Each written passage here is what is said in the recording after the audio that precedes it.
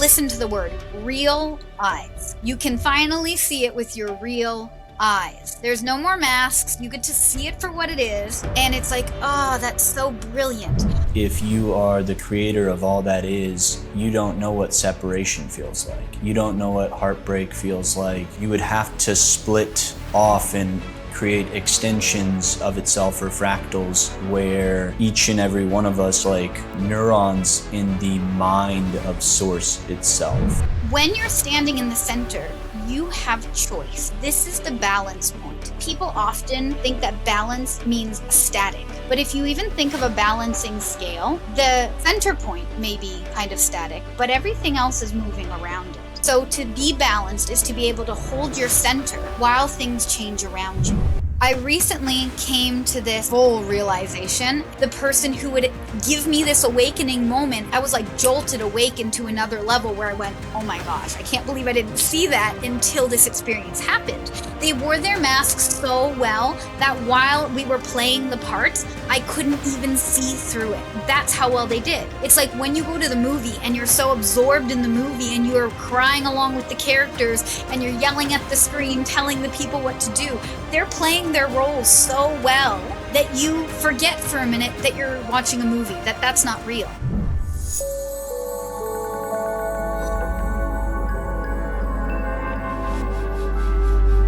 Welcome to the Mind, Body, Spirit podcast. I'm here with my amazing guest, Lizzie Siegel. She's a resource and reality architect and a global grid worker.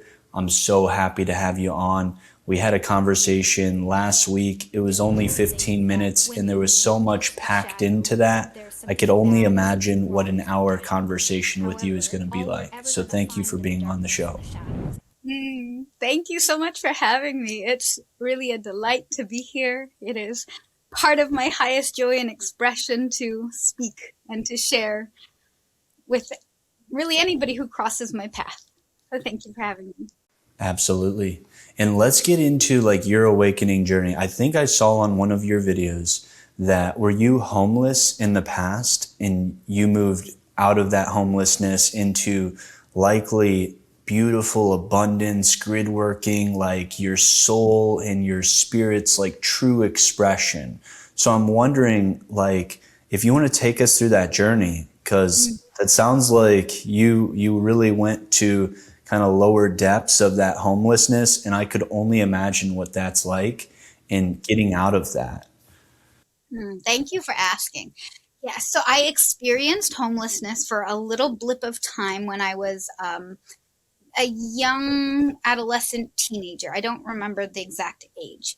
And I want to frame this so that the journey really can be understood.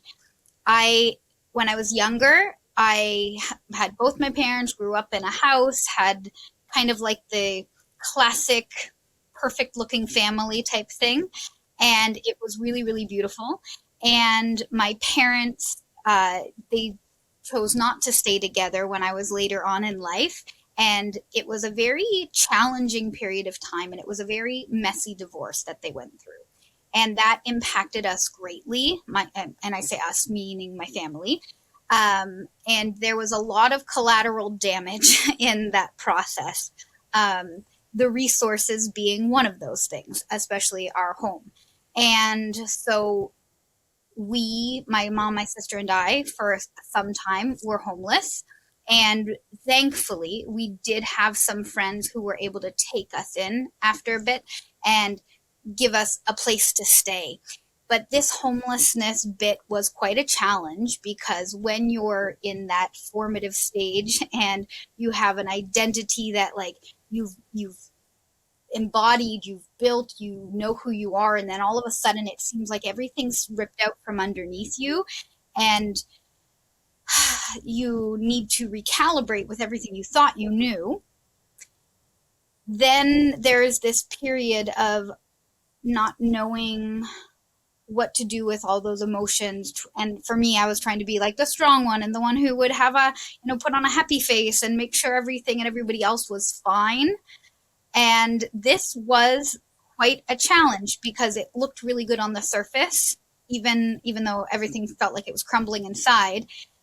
And it allowed me to find safety within and really have that anchoring and knowing that, like, it doesn't matter where I am. I can be here for a night, I can be there for a night, I can be in a home, I can be in a room, I can be in a space that's not even mine, and it still be okay because I am home within my body.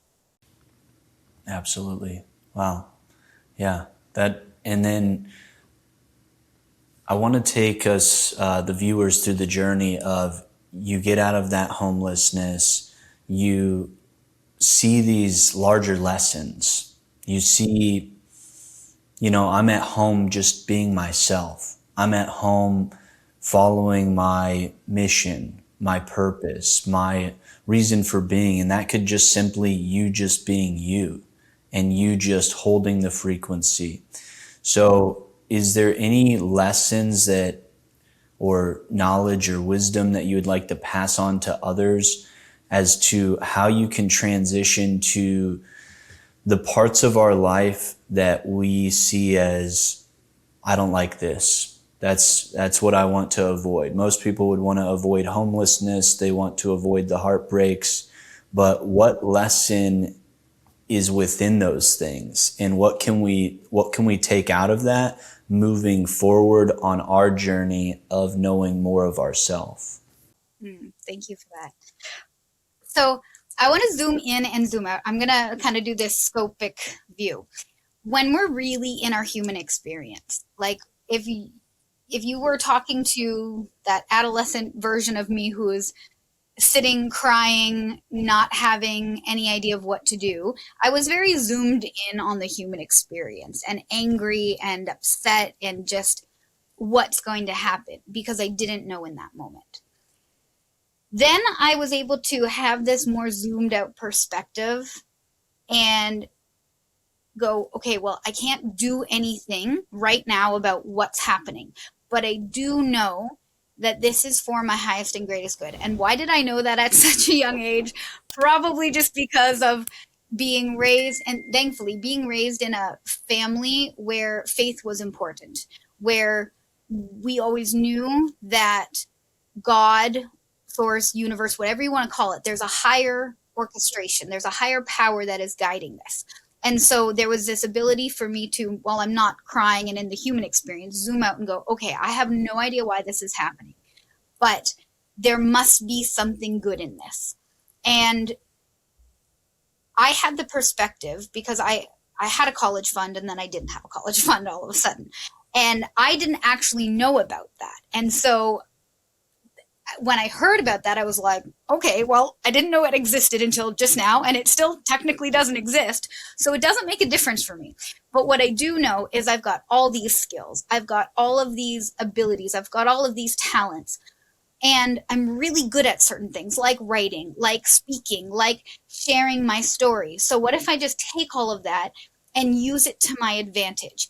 If I didn't have these circumstances that happened to me, for me, through me, then I wouldn't have this amazing story to tell. I wouldn't have this resilience. I wouldn't have this drive and this desire to experience something different.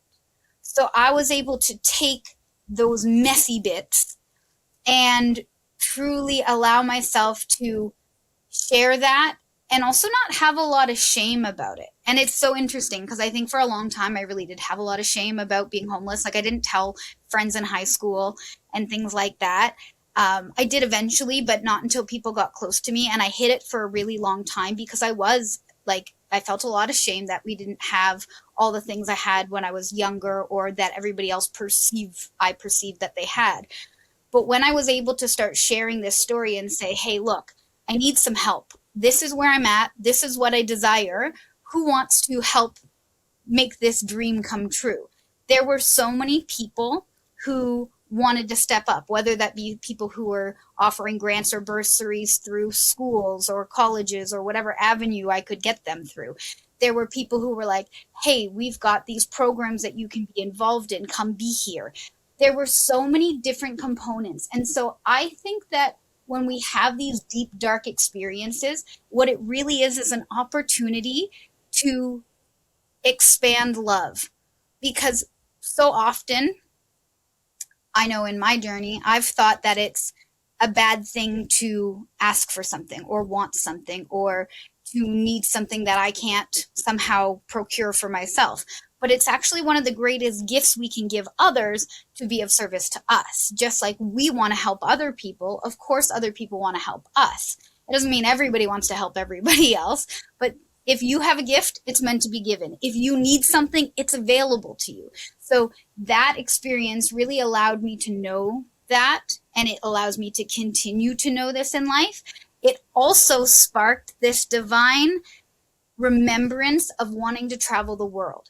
And it wasn't until Teachers College when I read this article about a girl who was going on exchange, and there was an opportunity for me to go on exchange. And I didn't know how it was going to happen because the money thing was an issue.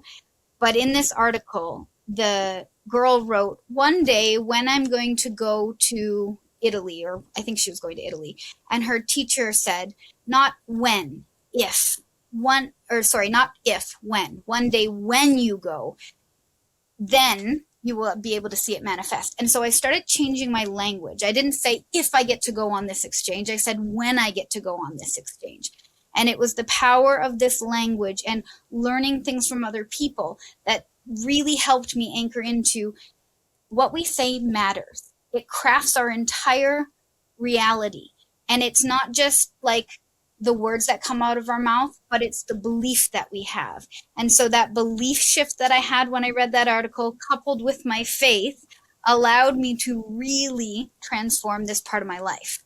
And that's the lesson in how do you take the darkness and turn it into light?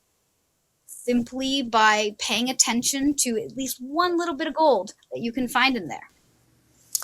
Yeah, it's almost like finding the silver lining in things. And it's really just the perspective shifts that are necessary, because your perspective is your reality. How you perceive the world is your reality. So if we see the perspectives, and I've seen it almost like in terms of kind of like sacred geometries with like triangles. If you have like the 2 points, and you could consider that duality, and you could imagine that the third point is our consciousness, and the base of the triangle is our perspective, and you are seeing duality or experience from different perspectives, in which you can always change your perspective. You can always change what you focus on. You can always change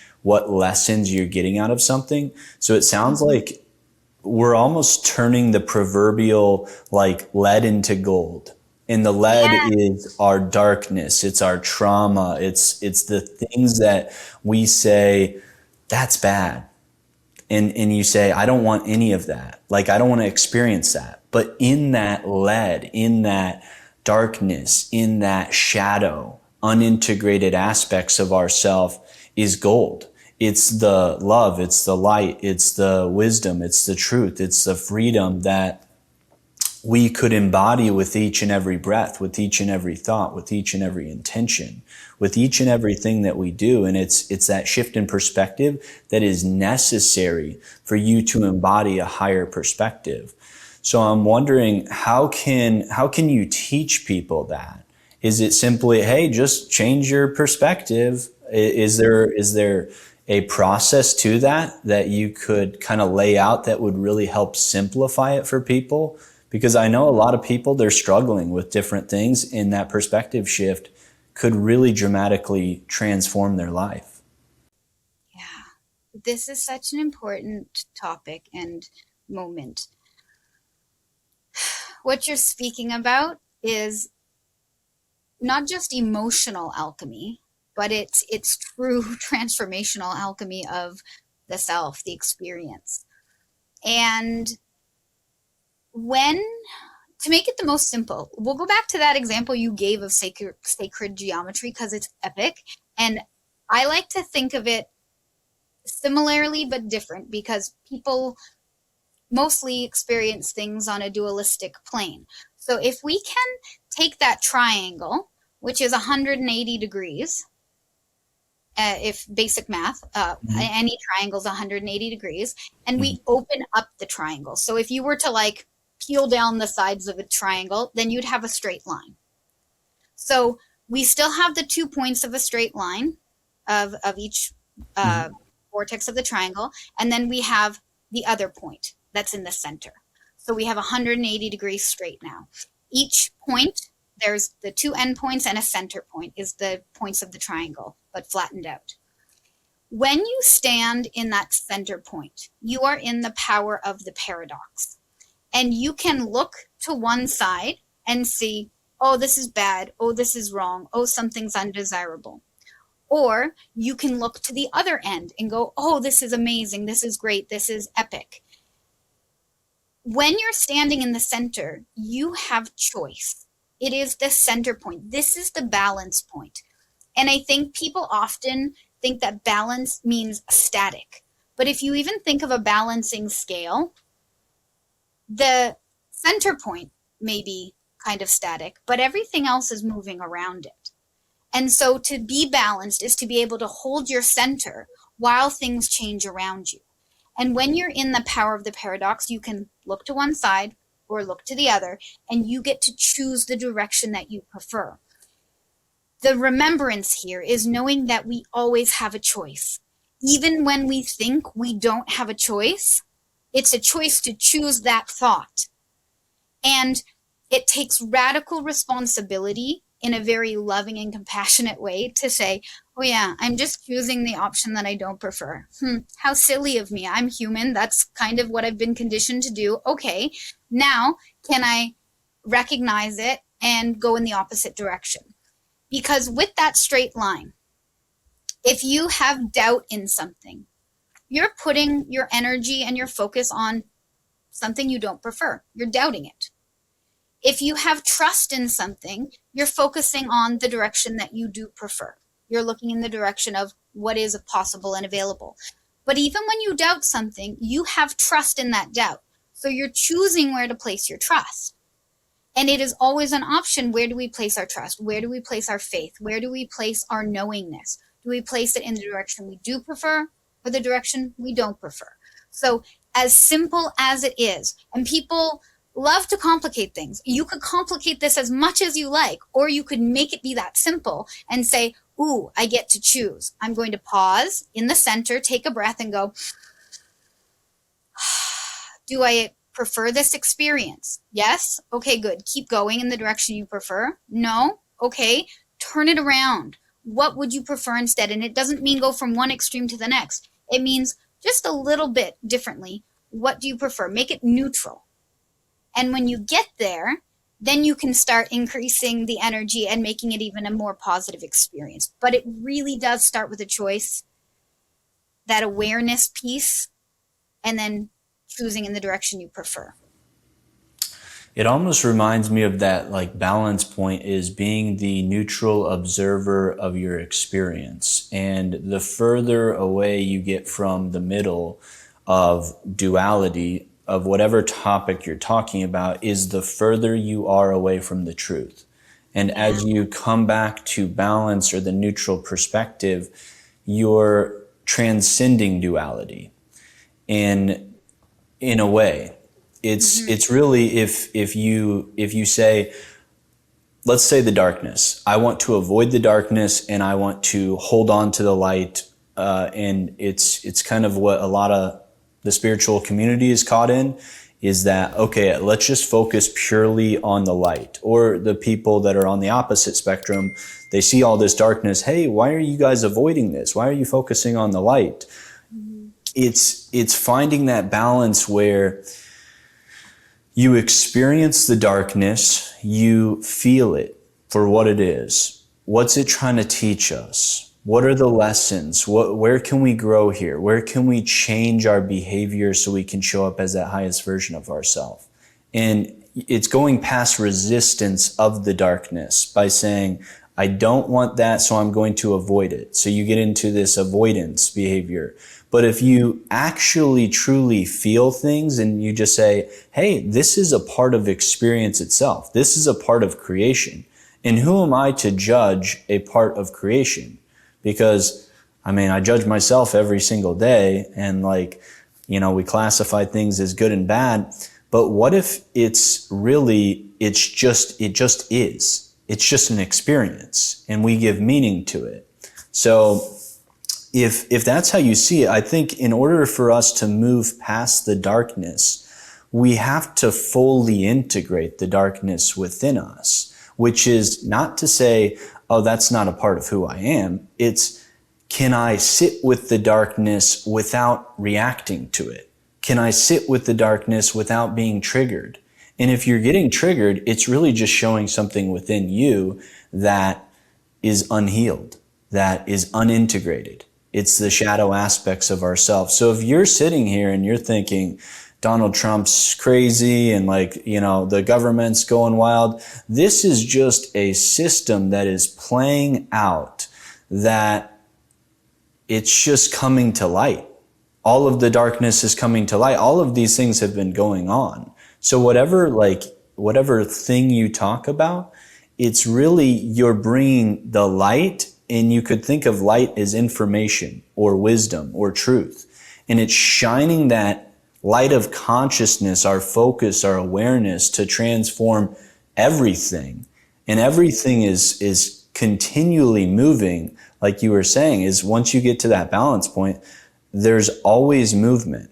Emotions are just energy in motion. So can you sit with emotions, and can you allow those to flow through you? And then it's then choosing, hey, this is the truth that I want to move into.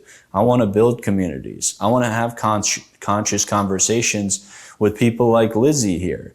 And I know you probably got a ton of nudges and a lot of direction from that, but I mean, I'll just leave it up to you. I won't even pose a question here. Okay, Wherever you want to there's go with so it. much that I want to speak to in this, but there's something that's you said that's really key for people to see.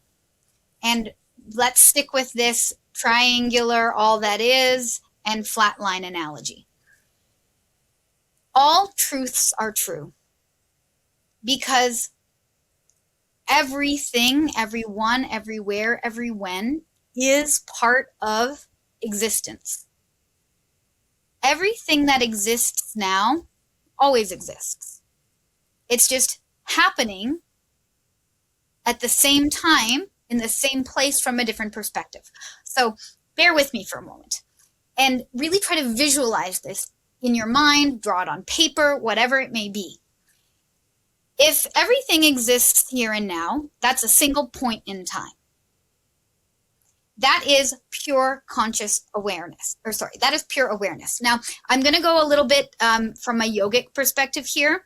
Mm-hmm. When we talk about creation, there is Purusha and Prakriti, which is pure awareness is Purusha, and Prakriti is conscious awareness. Pure awareness is the isness, it is source, it is oneness, it is God, whatever you want to call it, the one thing. And it has one quality, to be one thing. It doesn't know itself because one thing doesn't have a reflection. It can't know itself. So it's one point in time. It's here, now, everything, always, all at once. In order for pure consciousness to know itself, for pure awareness to know itself, it had to split itself off and to have that reflection. So now conscious awareness goes, oh, who am I and who are you? It's that reflection.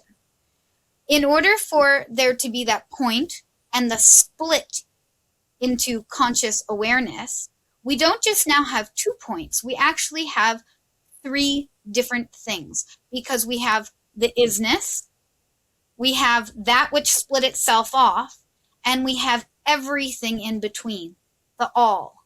So this is where we get that term, all that is. We have all, that, and is. This creates that triangle, the Father, the Son, the Holy Spirit, all 3 points, and it's in perfect balance because it is one thing split off. When we create this distance, we also create time and space because in order to travel a distance, you need time and space. So in this sense, now we can understand where is this illusion of time coming from. It's that split off of conscious awareness from the one thing, and it's not separate. This contains all that is. Everything does. And so along that line, it's infinite. All of those truths are true. So there's not one thing that's true. It's all true, just from a different perspective, just from a different place on that line. And if that's true, then we can recognize and understand that the all contains isness, and whichever that you are. So if it's you, if it's me, if it's that person over there, if it's the rock, if it's the coffee, if it's the tree, it all contains part of this pure awareness. And so I am that too. And you are that too. And we are that too. Because everything came from the one thing. And so now we can have that awareness and understanding that we are all one. We contain every ounce of darkness and lightness that everything else contains, because we all came from the one thing.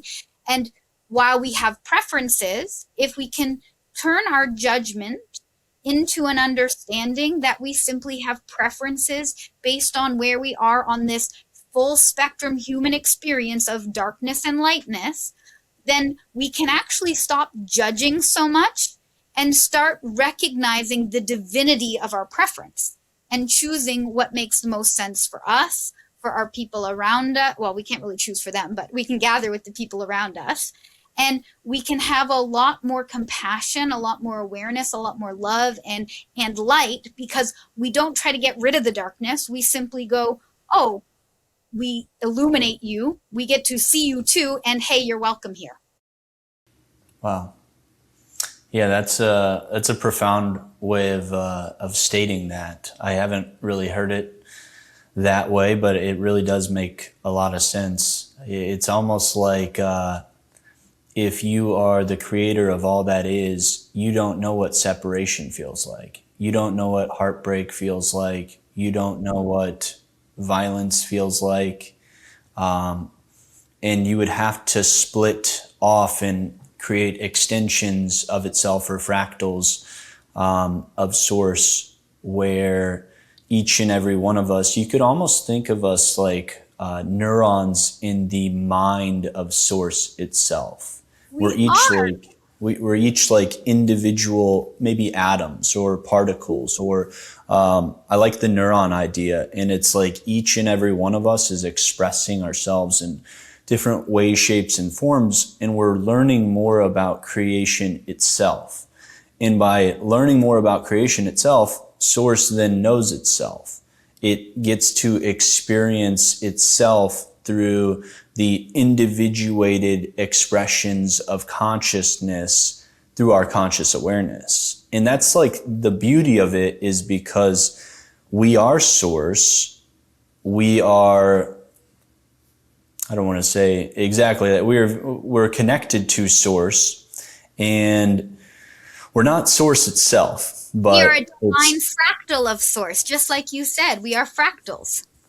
Yeah, so it gets very interesting, because it's the journey of you are the creator, you are Source, you are creation, you are the universe, expressing itself in physical form, to learn more about, to have like the creator, the God, the source of all that is, to learn more about itself. And then you're slowly learning and forgetting, and through this process of kind of forgetting who you are and then coming back to, oh, I'm remembering who I am. I'm releasing these layers, these distortions, these illusions.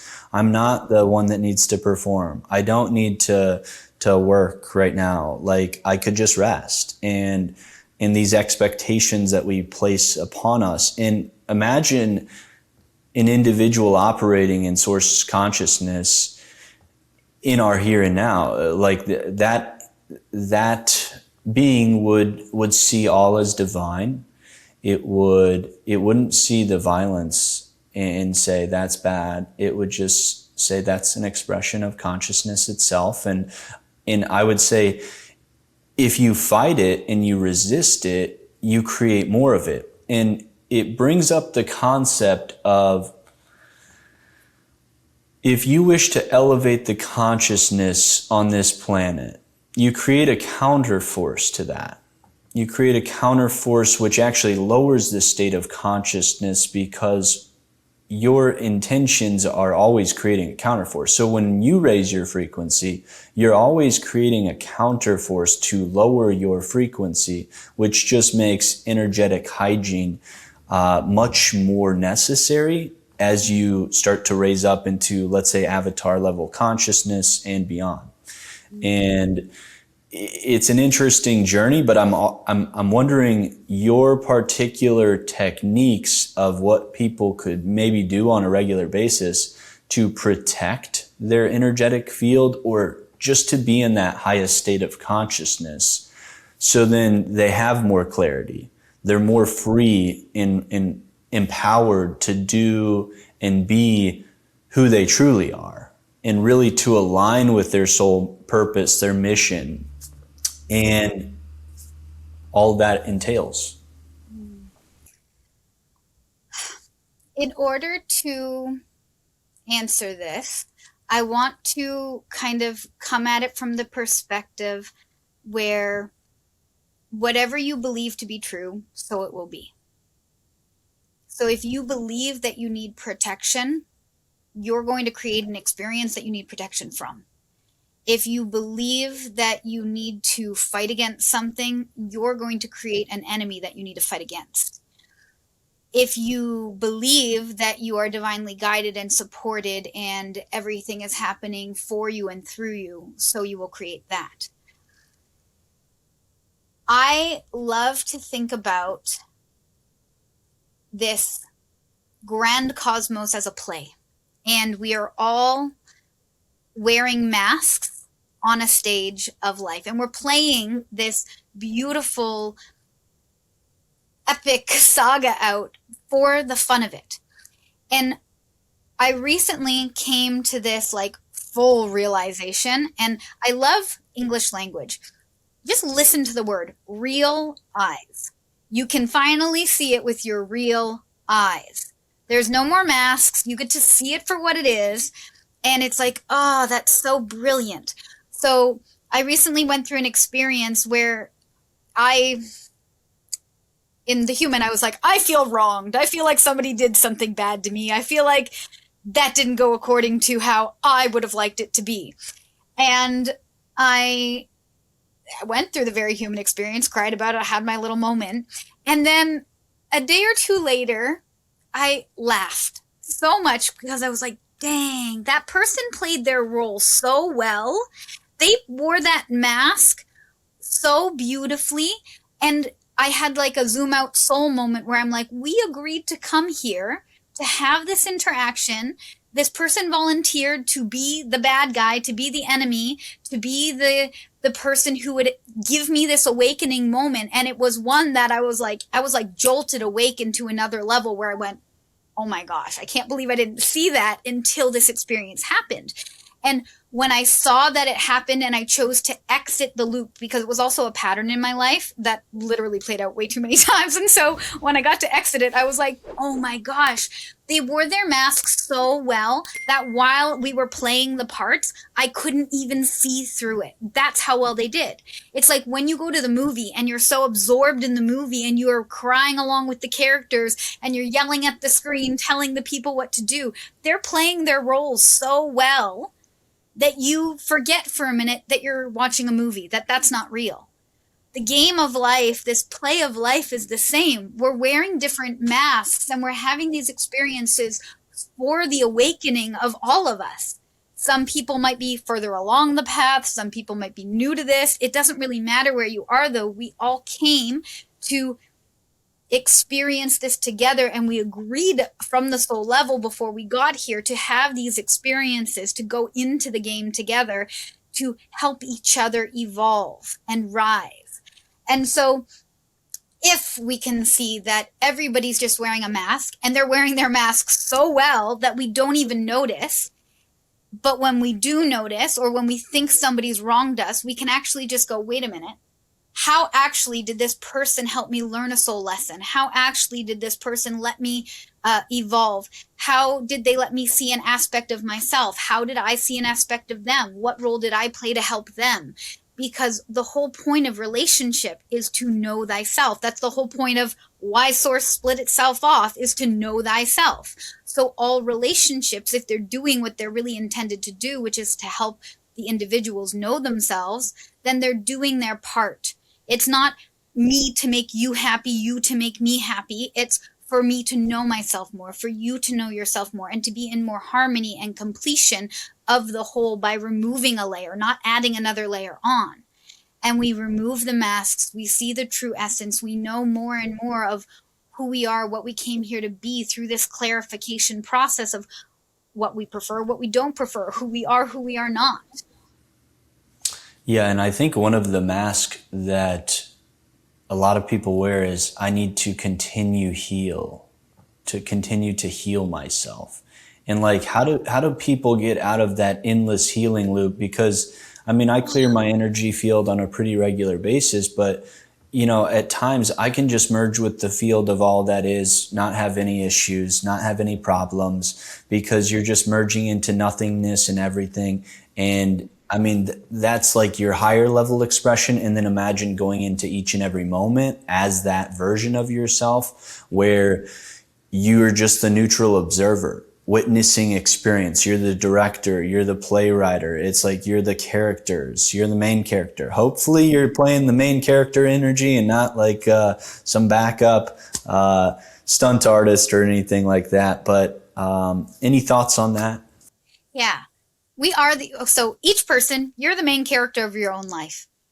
I remember when I was little, my mom said, what do you think? The world revolves around you? And I was like, yes, I do. I do think that. Because my world does revolve around me. And to this day, I say, yes, it does. My world revolves around me. I am the center of my universe. And when I spell universe, I mean Youniverse. It's the universe. You are the center of it. So yes, your world revolves around you. Main character energy for every single person.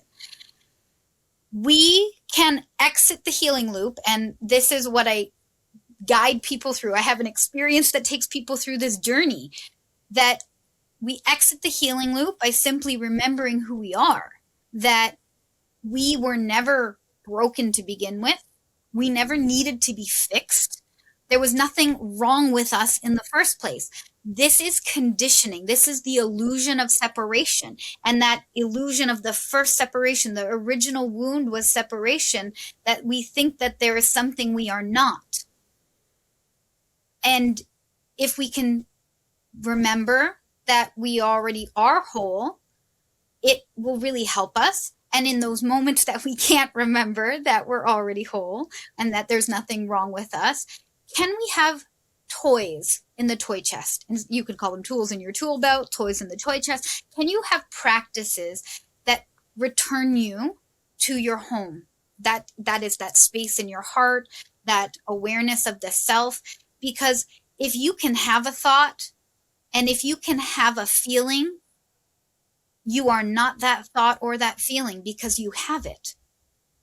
So simply by understanding that, there's this remembrance of, oh, if I can have it, then I am not that. It's something that I have. I'm having a thought. I'm having a feeling. Well, then what am I? Oh, I'm the awareness experiencing that thought. I am the awareness experiencing that feeling. And by even switching our language, again, language is so beautiful. If instead we say, like, I am sad, you are claiming sadness as yourself. But that's not really true. We can say, I am experiencing sadness, and we give that distance. We create that space that reminds us, oh, yes, I am not the sadness. I am experiencing this emotion. I am not the anger. I am experiencing this emotion. I am not the negative thought pattern that says I'm never going to amount to nothing. I'm experiencing that. So if I'm experiencing that and I don't prefer it, can I choose a different thought? Can I choose a different feeling? You mentioned that emotions are energy in motion. And that is so true. And emotions, the chemical constituents of an emotion, are what happens in the brain when the neurotransmitters fire and wire. They send a chemical response that cascades through the brain and creates a vibration, which is an emotion, energy in motion. That only lasts for about 90 seconds maximum. That vibration will pass. Why it keeps looping is because we then attach a feeling word or a thought to this experience of the cascade. We go, that sadness, I've labeled it, I've attached a word to it. Sadness, oh, I remember this one time that was sad, or I'm having this experience now that's making me sad. And I keep perpetuating this thought feeling loop instead of interrupting it and going, sadness, I'm experiencing it. Let me just feel it. Let me just fully feel it. Can I cry? Can I journal? Can I, whatever it is that I need to do to experience the sadness, and just let it pass. Yep, it's passed. Okay. I felt it fully. I experienced it. Now I don't have to go down with the old story. I can tell a new story, one that even says, wow, what a release that sadness was. What a release that tear was. I feel relieved now. And can I pick the next emotion? Can I be intentional about my process? And that is such an experience shifter for most of the people that I've ever encountered, because they don't just let themselves feel. They want to, like, oh, that's a bad feeling, must not feel it. But when whatever you resist persists. So if you don't want to feel something bad for a long time, just allow yourself to experience it. Really move through it. There's nothing wrong with feelings. There's nothing wrong with this whole full spectrum human experience unless we label it like that. Yeah, I feel like a lot of men, they were taught to suppress their feelings. So there was, I think that's a major characteristic of the wounded masculine, because if you're not feeling these energies, there's going to be some outpouring expression through different, maybe anger, increased violence, and you just have these kind of everything in your society is a reflection of the things that we haven't processed within ourselves. And it's the battles within that we're fighting and we're seeing outside of us. So I think when people truly do just look at every experience in their life, what is this trying to show me? Let me just feel this energy. You had a bad breakup. Let me just feel that energy and just allow it to flow through you. Because as you were saying, you can observe your thoughts. You can observe your actions. That means you are not the body. You are not your thoughts. You're not your mind. You are the infinite, the pure awareness of all that is, of every thought, of every feeling, of every intention, of every action, and so on and so forth. And coming back, it's really just perspective shifts. And that's really all it is. And that's your consciousness. I'm going to shift my perspective. I'm going to change my story. I'm going to look at this story and say, what's this trying to teach me? So I think if everyone did that, imagine the world we would live in. And imagine if they taught that in schools. Imagine if they taught you about your consciousness. Imagine if they taught you about how to let go, how to surrender, how to have faith, how to have trust. And imagine what would change in our world. And I want to just kind of future project here. Where do you see humanity going? Just in the near future, you could use whatever timelines you wish, but where do you see humanity going? And you could use by 2030 or however you want to take this. Well, what you said is important, that we see outside of ourselves a reflection of what's going on inside of ourselves. And because there's infinite possibilities, there's infinite realities, the humanity, the consciousness, the experience that I see and I am intentionally creating in the next 3 to 5 years, the reality that I will experience is one of so much more harmony, of one of so much more awakening, one of so much more peace, because I intentionally choose, and also I believe that whatever we focus on expands. And it doesn't mean that those other truths won't be there, but if we're so different in vibration, we don't experience them. And science, quantum physics tells us this, you can't experience what you're not the vibration of. So my vibration is on purpose headed in the direction where I'm going to see a reality where people use their gifts, use their unique talents, use their specific frequency to not only interact with others, but to live in harmony with different beings that are part of this uplifting of collective consciousness, and that we will rise to these new levels. And there's so much that like I am tuned into and tapped into, especially from like galactic and angelic realms, where it's like I can see a whole different vision of the future where, you know, money and monetary exchange eventually won't even be a thing for us, because we'll understand the divine synchronicity of interaction and sharing. So that won't be a necessary thing, maybe not in 5 to 10 years, but in the nearer future. And we won't have to worry about these ideas of scarcity and lack and fear, because there will be such an understanding of the harmony and the divinity of everybody coming together and each one having something unique and specific. And if I may, I'll share this analogy about a puzzle, because I think it really helps to crystallize this idea of what's available and possible for us. Imagine that there is this infinite creator who made this beautiful puzzle and was like, okay, this puzzle, this is the one. This is the one that I'm going to bring into existence. Here it is. I am the creator. I made this puzzle.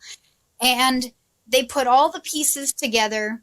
They you get all the edges on first, or however the creator wants to make it, put all the edges on first, starts filling in all the little pieces, is making this amazingly beautiful puzzle.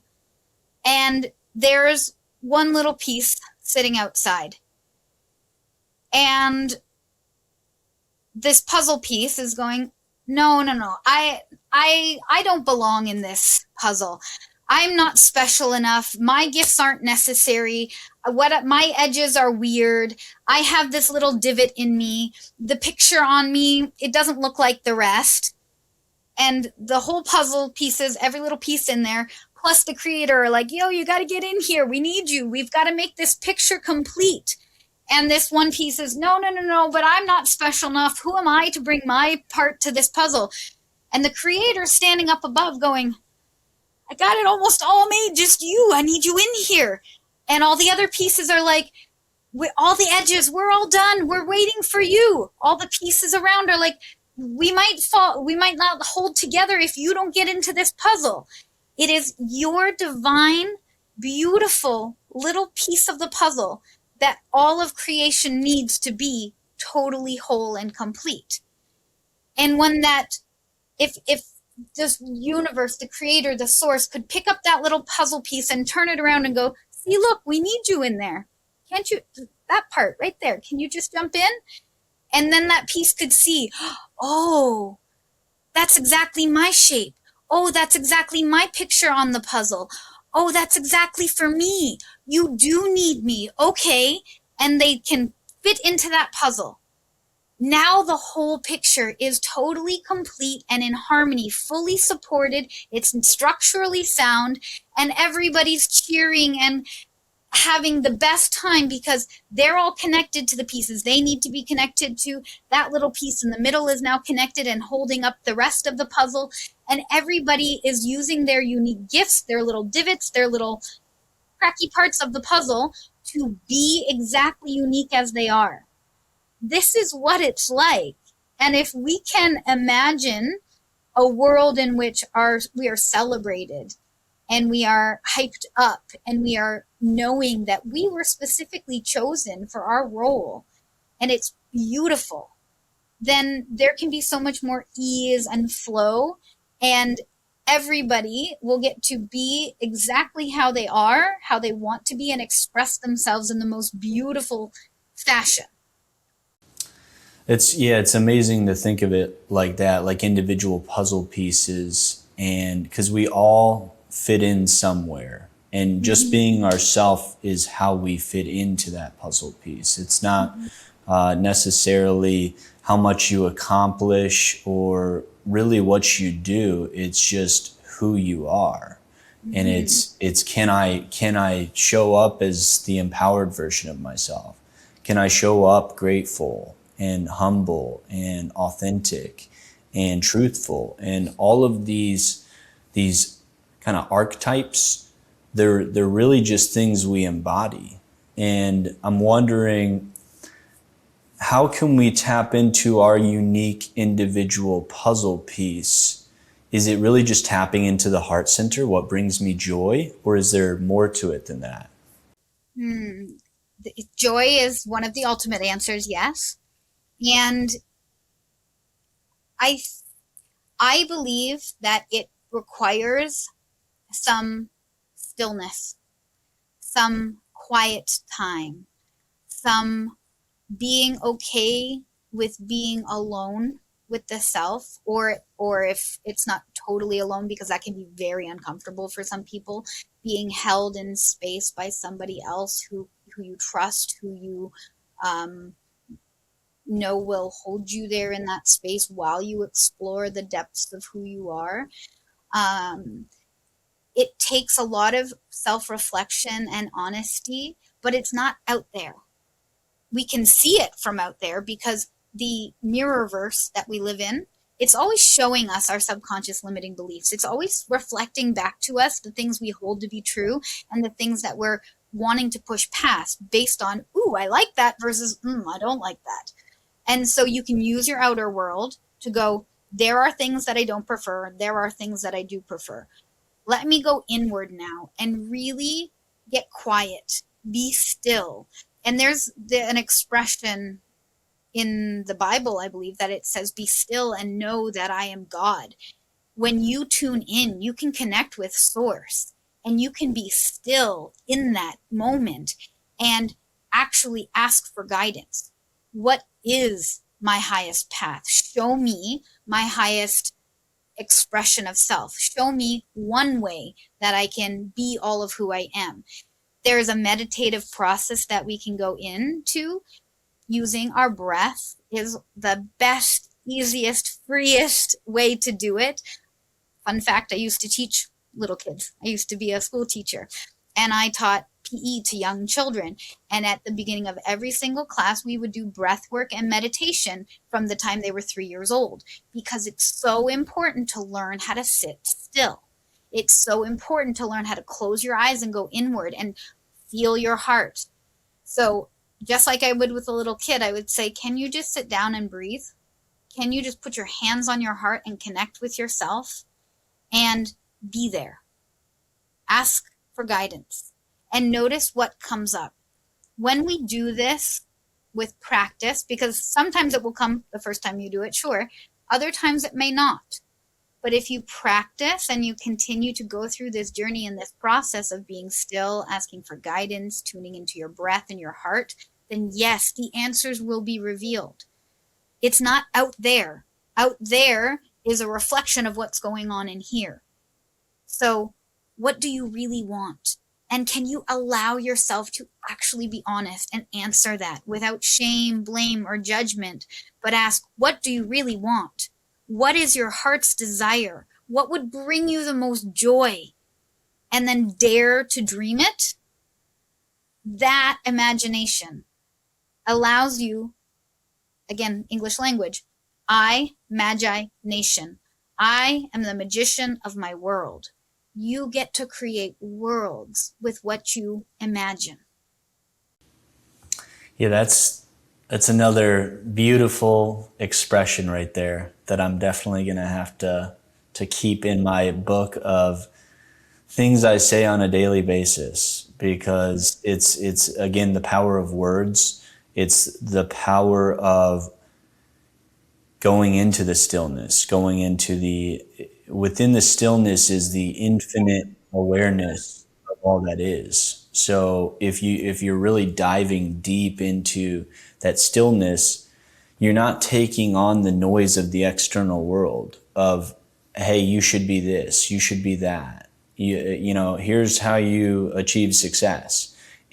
We have to redefine that, and we only redefine that by going within ourselves. And I'm wondering if I would say there's a balance between going within on the inner realms and the actions that are necessary to take place in your actual physical reality to manifest some of these inner creations that you're focusing on.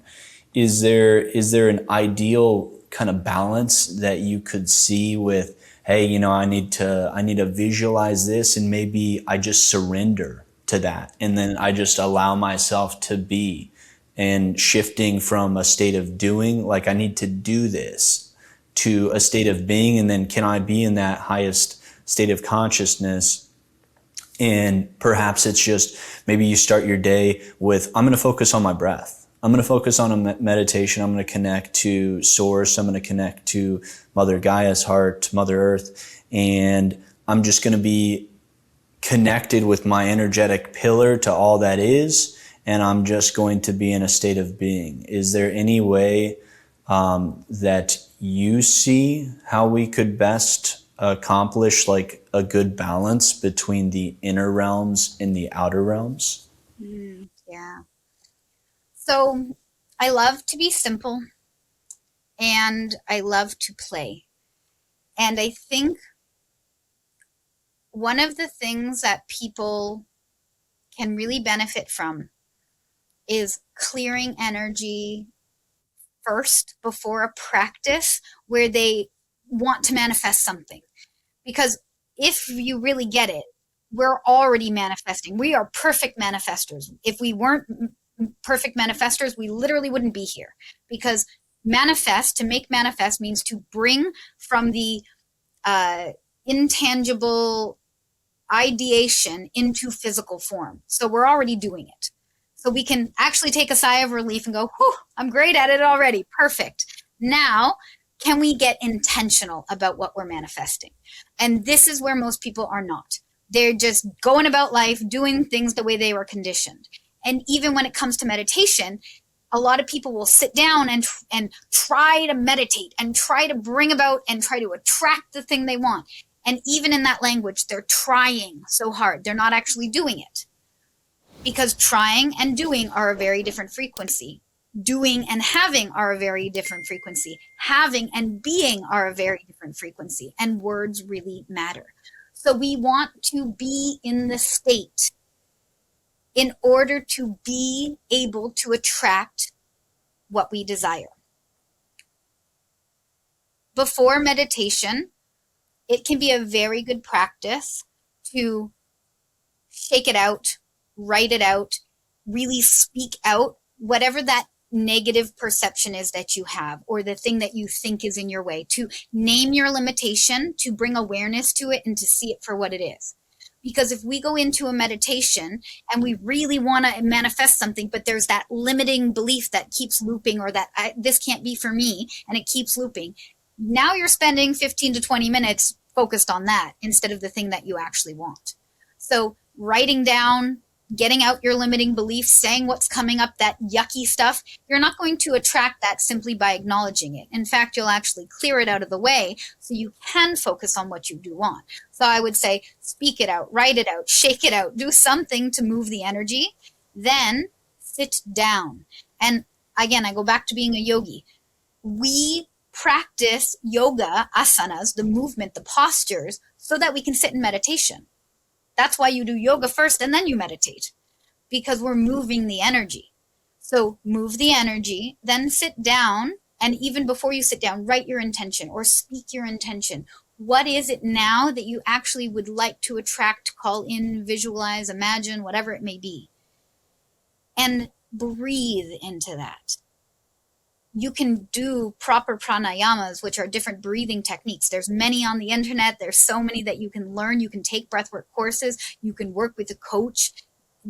Or you can simply breathe with intention, taking in a deep breath through your belly, your ribs, and your chest, and then sipping in more air, holding it, and then letting it out longer through your nose than you would the breath in.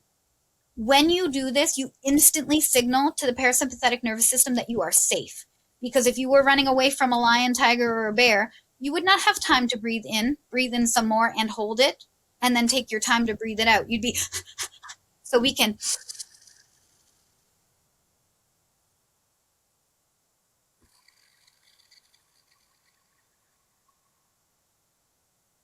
like this, for about a minute. 6 breaths, about that. It will shift the state of being that you're in to now start imagining the reality you desire to create. And you can speak it again. You could imagine it in pictures. You could draw it out. You could paint it out. There's no right way to do it. What is it for you? If you're attracted to it, that's your permission slip. Do it that way. If you want to go for a walk in nature and just imagine something, go ahead and do that. But pay attention to the thing that you do want, not the thing that you don't want. Yeah. And allow yourself to go there, bigger than you could imagine. Nobody's judging you except for you. So just go there. It's like, take that first step. Visualize. It's some people may express themselves through art or music, and others may be hesitant to go within because they have all of these kind of wandering thoughts, like the monkey mind. It's just constantly that chatter, just going off, and you may not have control over the first thought, but you certainly have control over the second one and the third one, because you can hear that train of thought that says, what am I doing again for lunch today? And then if you go down that train of thought and you focus on that and you think, oh, maybe I'm going to have salmon. And then you go down that train of thought, that's what repeats these patterns in your life. It's your focus, it's your attention. So simply shifting that and saying, you know what? Instead of, if you've ever heard somebody say, don't think about the pink elephant. And it's like, all they can think about is the pink elephant. So like, don't think about your worst story, or allow that story to flow through you. Hey, what's this showing me first? And then you brought up a very good point, because you mentioned something in the past interview where in order for like transformation to occur, you need like an energetic container and an open mind. So think of the energetic container as our multidimensional energetic field, our state of consciousness, which is filled with everything we've thought, felt, intended, believed, and done, as well as so much more than that, across all time, space, and dimension, intertwined within that. So if you think about, I want to create on the inner realms, you're within a space. So if you're within a space, if you have a bunch of garbage in your space, similar to if your garage is filled with junk, you're not going to be probably in the best state of mind. Even in your house, it's representative of your state of consciousness. So if you clear out the junk within your mind and within your beliefs, the limitations, the things that you say, well, my family is just this way, or I won't get that job because of this. Again, it's just a story that you repeat over and over again. And if that's your state of focus and that's the space you're creating, that's what you're putting out. That's what you're transmitting. And you're saying, I want more of this. So then you get more of what you don't want. So if you step back and you say, let me look at my life and see all of the things that I don't want, and maybe say, why am I receiving this? Like, what thought or belief or what thing am I intending? Like, what is within my state of consciousness that is bringing this up? Heal that. Create space for more peace, for more joy, for more abundance. You won't be able to bring all of those things in if you don't clear out the old. It's the awakening process is a process of I would call it disillusionment, where you're dissolving like illusions. You're dissolving all of the things, the limited layers of yourself, where it's built on limitations in your story, in your speech, and in what you do. So, it's a good way to kind of wrap up the podcast right there. Do you have any just words of wisdom, like a final speech, just for the audience, just what you want to leave them with? Your limitations are simply a perception of your level of consciousness.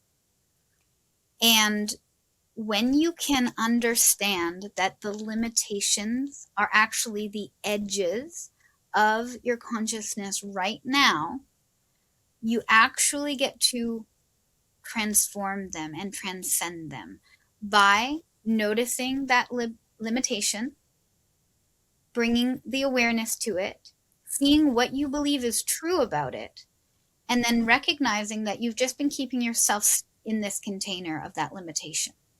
And it's your mind, it's your feelings, it's your experiences that you keep adding to that limitation. But as soon as you can recognize that and say, oh, well, if I created that limitation, I can dissolve that limitation. We dissolve that limitation, and then we actually turn it into the launch pad for our liberation.